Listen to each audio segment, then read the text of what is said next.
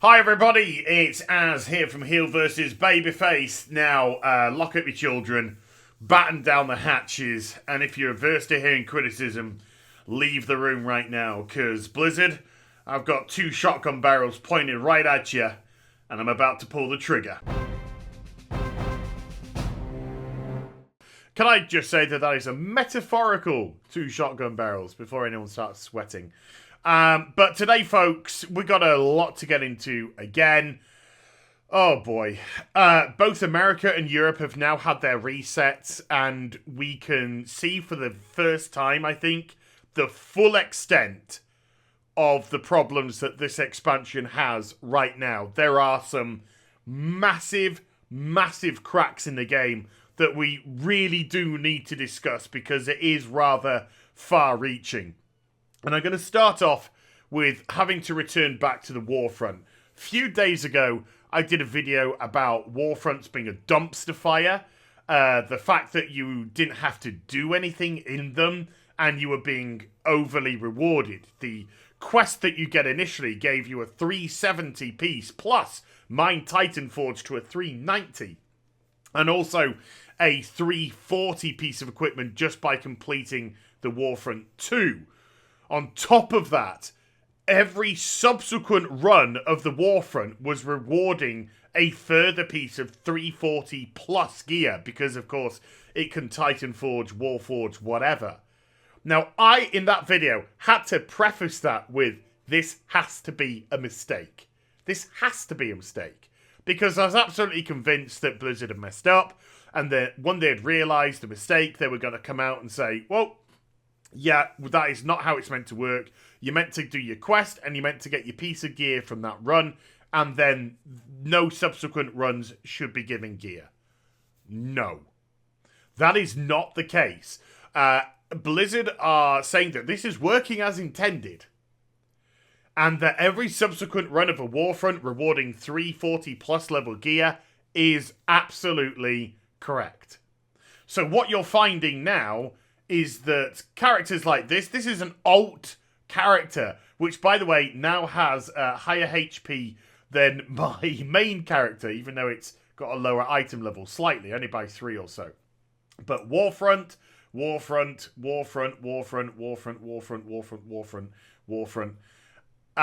Boss.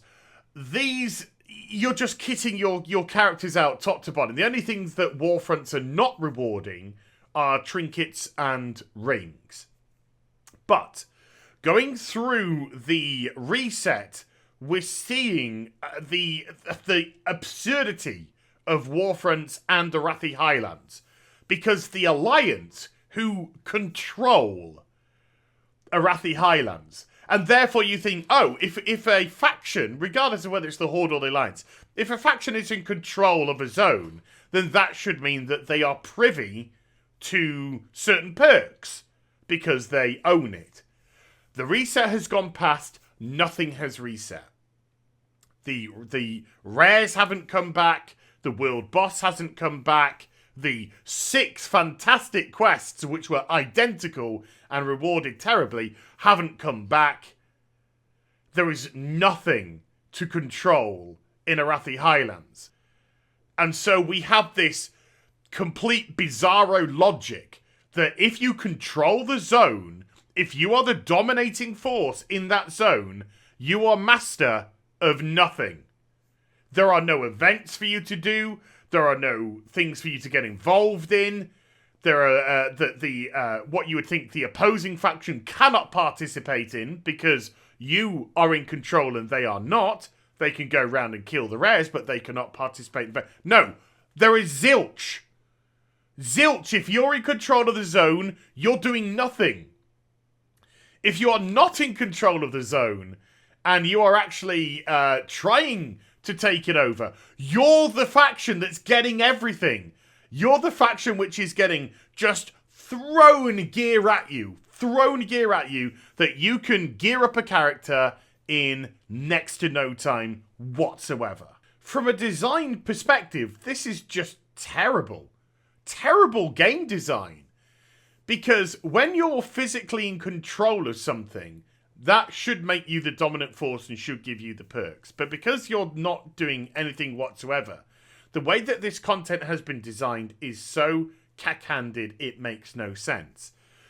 The Alliance, because they're currently in control of Stromgarde and Arathi Highlands, there should be multiple quests in Stromgarde Keep right now.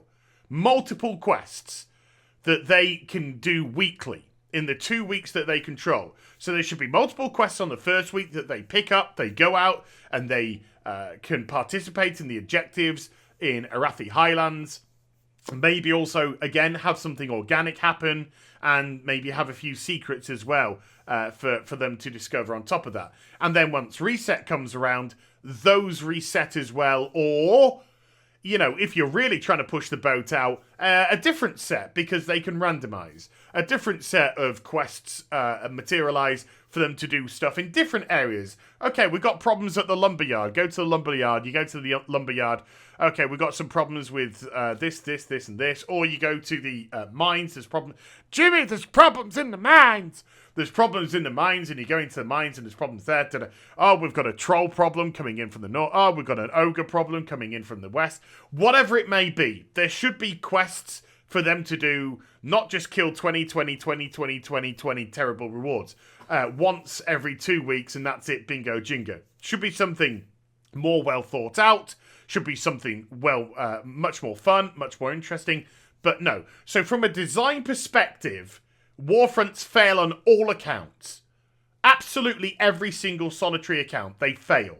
They fail at being fun, they fail at being interesting, they fail at being engaging, they fail at being challenging, and then Arathi Highlands fails as a zone under control. Because the only content is literally 29 gold stars for you to pick off within 60 minutes. So from a design perspective, complete and utter failure. And another thing, as of recording this video, we currently have the Old Deer Mythic race underway, and out of the top 20 guilds competing, 19 of them are Horde. Is that just a serendipitous coincidence? Who knows? This also had further reaching implications though, because for the first few days of the Warfront, you could just go straight from dinging 120 into the Warfront. There was no progressive path that you had to go through. No normal dungeons, and then heroic dungeons, and then use the world outside, the world quest, to go and enhance your gear with doing those gear quests. And as your item level raised up, they would raise up organically because it... No, none of that. Ding, straight into the Warfront. And so loads of people from the Horde side were literally gearing up their ults as well. Get the main character in, get gear. Boom, next ult comes in, completely geared. Boom, next ult in, rinse and repeat. And then after a few days, Blizzard were like, oh yeah, we've just absolutely destroyed all our content. We've destroyed normal dungeons, heroic dungeons, and outside world content. Let's stick an item level cap on the Warfront. You must be a minimum of 320 now to get into the Warfront. That'll fix everything. Apart from it fixes absolutely nothing whatsoever. Just because Blizzard stuck the cap of 320 as the entry level to get into the Warfront, all that meant is that people who are now leveling ult from the Horde side and got to 120, instead of just organically progressing through normals, getting some gear, that allowing them to then queue for heroics, getting some gear, no. They did what any sensible person would do who wants to get their character geared as quickly as possible when you have a loot pinata of a piece of content. They jump onto the world boss to see if they can snag a 355, obviously. And then, of course, they just hammer the dungeons as quickly as possible to get to that 320. Because they have this Warfront waiting for them that will just constantly spew gear over and over and over and over. So instead of being a natural progressive curve, which we've had during the first 3 weeks, there's been no rush or race really to do it. Probably from Raiders. Raiders might be expediting matters, but most people would just do a little bit of this, and then if they get bored, go off, try and do something else, and then come back and do a little bit more. But now, no, it's just a race. It's just a race to smash through quickly to get that gear, to get into that Warfront, to get bukakied on your face. The whole purpose of having a normal, heroic, mythic type of progression is not just to put a different degree of difficulty in front of people, but it's to teach people. It's to teach people how to work together. It's to teach people how to communicate together. And it's to teach people how to deal with mechanics in a fight. And so when you do your normal dungeoneering, you go through it. It's okay. It should be relatively easy. And you start to get yourself some gear. And then when you get enough of that gear, it says, all right, let's progress you now to the heroic version of that. Same stuff, but harder. Can you deal with having a little bit more pressure on you? And so you go into heroic, you notice immediately that there is a slight difficulty change, but you plow through, and of course, when you start to get your gear again, when you get little bits of gear, you see yourself getting stronger and stronger. Your HP levels go up. Your damage numbers go up. You are aware of the mechanics and therefore become fluid in the mechanics. And then Mythic, which might introduce a different mechanic in the fight. So it's like, it's harder than before. Same environment, but there could be a new surprise there waiting for you.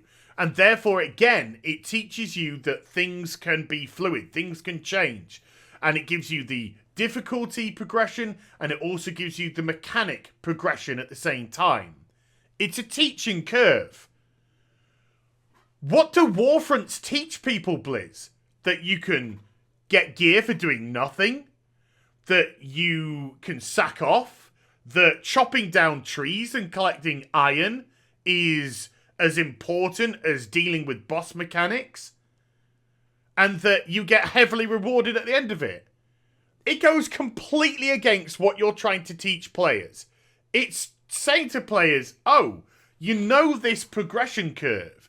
You know this thing that you shouldn't have to rush through and will gradually allow you to get stronger and stronger and more comfortable and more confident in your style of play. Yeah, don't worry about that. It's just about gear. Don't worry about trying to understand skill. Don't understand about trying to understand coordination, communication. Don't worry about that. It's just about getting gear. It's just about getting gear. That's it. And so you're giving completely the wrong message to people. The only message that you've given to your player base with Warfronts is that they've wasted the first 3 weeks of the expansion doing dungeons and gearing up. That's all you taught them, because as soon as Warfronts came out, boom, all the gear was there for people.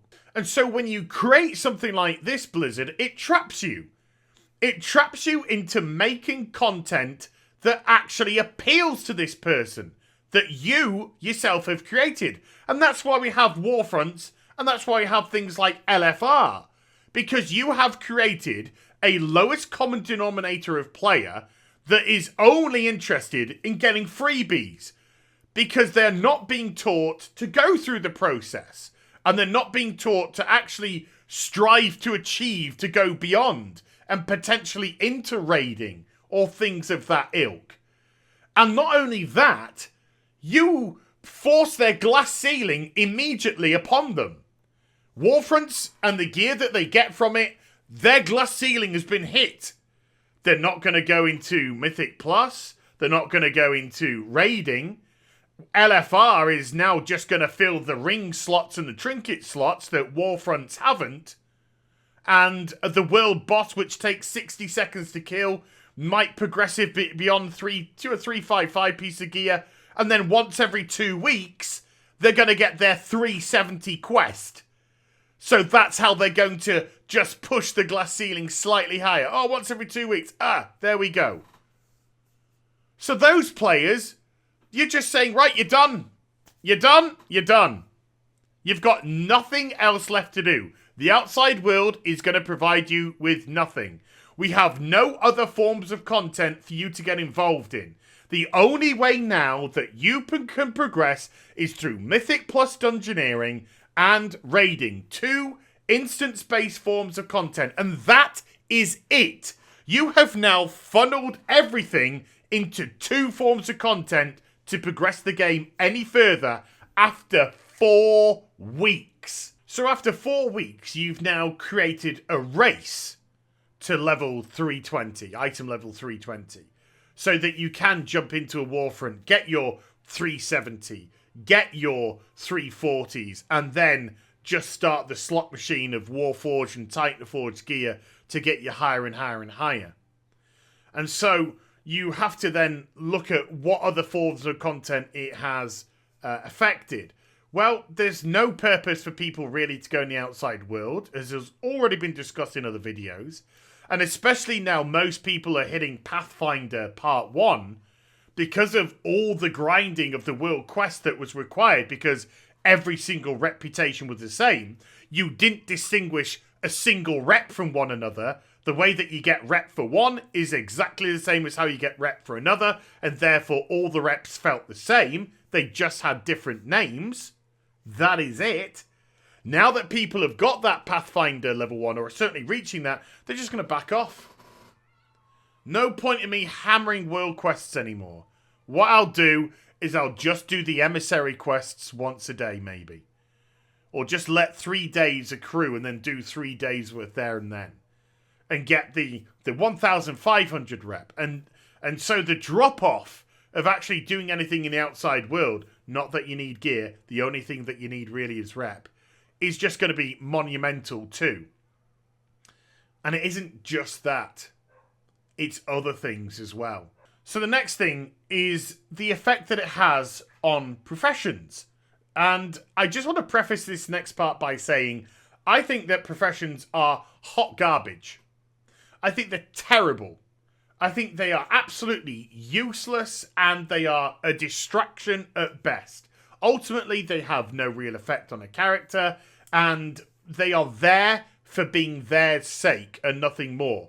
But the very fact is that they are here and therefore I have to use them in this argument. You see, this is a top level tailor, and the pinnacle of what it can create gear-wise are gloves 355 and legs 355. Now, to make the legs, I need various materials which are relatively easy to obtain through scrapping gear. And then this part, the hydro core, where I need 15 of them before I can make that. Which means I have to run 15 mythic dungeons, because they only drop at the end of mythic dungeons. Are you mad, Blizzard? Are you mad? Why would I bother? Why would I even bother? You've now given me Warfronts. And Warfronts completely alter the balance. So, although this is an Alliance character and this hasn't had the chance to do Warfronts yet, it's currently 345 item level. But this is a typical way that a Horde character is now going to look from a Warfront and repetitive Warfronts. 340, 340, 350, 340, 355, 335, maybe you didn't get any gloves, 345 because it's Warforged, 345 because it's Warforged, 350, weapon, 340, 340. That's what a typical Horde character is going to look like. So suddenly, running 15 mythics to get this, to create this. Nah, not really. That now sounds like a complete waste of resources and time. Because my 370 quest might proc me some legs, which it did on my Horde character, Titan Forged 390. So if I was thinking about funneling, I've been getting the materials for this. If I was thinking about creating it, no. Waste. Just a complete waste. Whereas if you have a natural progressive curve like we had before Warfronts came in, sure, you're doing mythic dungeons, but, maybe the legs didn't drop. You know, maybe the legs didn't drop. Maybe the gloves didn't drop. Maybe there's a chance to fill that hole there. Maybe you're operating still off 325 blue legs. And then suddenly 355 upgrade does feel naturally a progressive thing. Maybe you've only got 3 pieces of mythic gear. That's all you've got, and the rest of it is made up of heroic gear. You know, I've just been busy. This is my job. You know, I've been busy at this. Maybe you've only got 3 pieces of mythic gear. But Warfronts completely alternate that balance. Because you can fill slot, slot, slot, slot, slot, slot, slot, slot, slot, slot. You can fill all of that. And so there's just no point. There's no risk to run. There's just no risk to run in wasting my resources when I could get a 350 proc. What's 5 item levels ultimately? Could get a 345, which I've got here. 345, 355, yeah. Why bother risking wasting my resources and therefore ultimately having an impact on the profession system too? Which now brings us on to our next piece. Now, this isn't a oh woe is me story, but I just want to go through it. This week, we have a quest where if you complete 4 Mythic Dungeons, or Mythic Plus, you get yourself a piece of 370 heroic gear. Personally, I think that's too much. I think it should have been a 355 piece of gear. 370, I think, is too much. But how? Blizzard are in the mood to over-reward people, so why not go all in? So this character here, they ran 2 regular mythics and they ran 2 mythic pluses to complete that quest. And so I got my piece of gear, opened it up, 370 legs. Good stuff, eh? Well, again, this is not the oh woe is me, but no, I couldn't use it.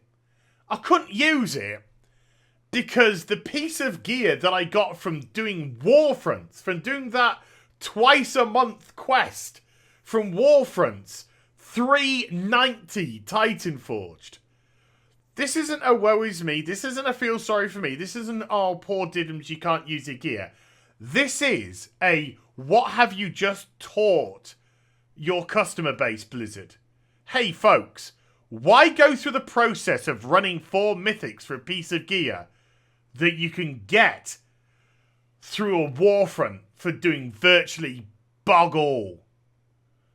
That is something at least I had to earn. I had to run 4 dungeons, 2 mythic pluses, 2 mythics. At least I had to earn that, and it felt as if I earned it. Did I feel as if I earned that? I purposely didn't hit a mob. I purposely didn't do any damage to a mob. I just hit some trees for some wood, and I just collected some iron, and I did nothing. In my base the whole fight. Nothing. So no, I didn't earn that at all. So you're teaching people that actually trying to earn stuff, why bother? We've got content for you folks where you have to do nothing and can get beautiful, beautiful rewards. Now, there might be some of you out there saying, for God's sake, as they're already dead. Will you leave the body alone? Stop kicking it. Stop punching it. It's already dead. Okay, I get that. But there are just a couple more things that we need to discuss. You see, I think Battle for Azeroth has a bigger problem, an overarching problem. And that is that Blizzard are not putting in any forms of long-form content. And long-form content is content that you can funnel your time and effort into. I think only 2 forms of that exist in the game right now. And that's raiding, and that's Mythic Plus Dungeons. Raiding, obviously, because it's a progressive system. You have normal raiding, heroic raiding, mythic raiding. So guilds can get together and they will try and progress. It will take some time, but they'll try and progress. Long-form content. By the time they've kind of finished with one, or they're pushing still a even higher difficulty, there's going to be another raid that comes out and then they can focus their attentions on that. Long-form content. Mythic Plus, keystones. You're always looking to up that keystone. There's therefore another type of long-form content. WoW doesn't have what it really needs, which is non-combative long-form content. Now, before we go into the non-combative, You could say, but why didn't you say world quests? World quests, surely they are a long-form content. They spawn a couple of times a day even, and so you've always got something to do quest-wise. I hear you, but I disagree. And the reason why I disagree that world questing is long-form content is because they are just repetitive. You are just repeating the same stuff over and over and over. The world isn't being affected by the world quest that you do. There are no changes in the environment. It doesn't physically unlock or push you forward to a progressive area at all. It's just, this one is now available today, that one is available tomorrow, that's back available the day after, etc., etc. And on top of that, I think people have just been utilising world quests for the most part to deal with reputation. Pushing that Pathfinder Part 1, getting that reputation. Once people finally get exalted, whether or not it's through doing more world questing or whether or not it's actually just through doing the emissary, which is now where I am when it comes to reputation grinding, then we'll see exactly how often people do world quests then, and I think it's going to drop off rather substantially. Where would I personally alter long-form content in WoW? I'm going to press a button. It's the K button right here. Look at this. This is an absolute travesty. All of it. An absolute travesty. It's a mess. It's a complete dumpster fire. It is hot garbage. The whole of the profession system is terrible. And it needs gutting. Absolutely gutting from top to bottom. Even if you have to get rid of some well-known professions and revamp them and rework them, that is what needs to happen. Cooking can be turned into a fun little silly mini game that you can utilise to make sure that you've always got food when you're in the outside world. When do we normally eat food in the World of Warcraft? When we're doing something progressive. When we're doing progressive raiding. When we're doing progressive mythic plussing. Or maybe just a regular mythic. Somewhere like that. But for the most part, most people will probably never have food on them. Never eat food. It's something you do to buff yourself to do a raid. So this can be turned into a mini game that can provide many different things. And these two particularly, archaeology and fishing, my God. How does archaeology not scream, absolutely scream, fun treasure hunting system? You could even work the treasure chests into this profession. Maybe there aren't any treasure chests that you can see in the world unless you're getting involved in the archaeology sub-profession. And it doesn't just have to involve digging and just putting together fragments. It can involve questing. It can involve unlocking treasure-only dungeons. It can involve unlocking dungeons that aren't combative and are actually story-orientated, which unlock or open up blueprints, which will allow you to discover unbelievable, really cool and exciting treasures in the world. Fossils that can do this, that, and the other, whatever it may be. Fishing, probably the easiest thing. The easiest thing that you can turn into a mini game. So many games, so many RPGs have fishing as a mini game. Some of them do it well, some of them not so well. But there are games that can make a really fun fishing mini game. This is garbage. This is garbage. Garbage. Garbage. Garbage. There's nothing for you to sink your real time and effort into. And it's certainly not rewarding either. This is the perfect tab. This is the perfect tab to just get ripped out of the game and truly worked upon. Stop messing about with changing skills, changing spells, just reworking talent trees to stick stuff back in which we've already had and saying, hey, presto, it's new, everybody. Get the fuck out of here. This is what needs to be concentrated on. Stuff like this. Long-form, non-combative content that people the millions... sorry, Rock, I wasn't going to do that. The millions of people that stick around for the entirety of the 2 odd years of an expansion's life can actually just have something a little bit fun and a little bit different to do. Hey, I've done some raiding. I've done some Mythic Plus. I've done some this. I've done some PvP. I've done some that. I'm gonna break it up now. I'm gonna break it up. I'm gonna break it up with some non-combative fun. A little bit of cooking fun, a little bit of fishing fun, a little bit of professions, making them way more relevant. A little bit of archaeology, treasure hunting. A little bit of that. This, to me, is just screaming, rework me, do something with me, do something with me. Screaming it. Absolutely screaming it. And at the minute, just a big, big, hot garbage dumpster fire right there. That's all it is. And so there are many, many problems with BFA right now. And we're not just talking about the utterly egregious Warfront nonsense. It's just such a short-sightedness by Blizzard as a whole. And I make this video not to punch Blizzy, not to demean them, not to try and feel superior, not to be smug, not to... I do these videos, people, because I want what is best for the game. Can't use those words anymore. It's YouTube. I want what's best for the game. And I want what's best for you as players and me as a player. I want to spend more time in BFA. I don't want to be after 4 weeks thinking, oh, Classic, where are you? Where are you? Help me, Classic. You're my only hope. I don't want to be thinking that. I don't want to be thinking, what am I going to do today? I'm going to do a bit of this. I'm going to do a bit of that. And right now, BFA is not providing any of that. So I hope you understand what I've been trying to say in this video. I hope you understand that I'm wanting what's best for the game. If you just think I'm a toxic WoW hater, cool. More power to you. But what I do hope is that you enjoyed the vid. And if you did, do get a thumbs up and also subscribe to the channel. Follow me on social media and Twitch for live streaming. Links, they're in the description box down below.